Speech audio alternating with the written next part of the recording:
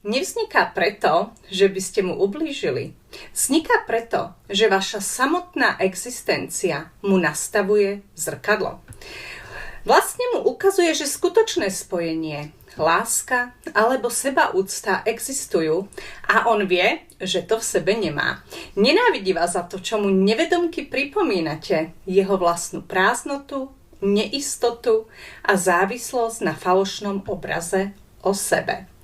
Ešte dôležitejšie je, že ak vás narcista vníma ako človeka, ktorý si začína uvedomovať svoju hodnotu, ktorý si kladie hranice, alebo ktorý prestáva ticho tolerovať jeho manipuláciu, jeho tajná nenávisť ešte viac narastá.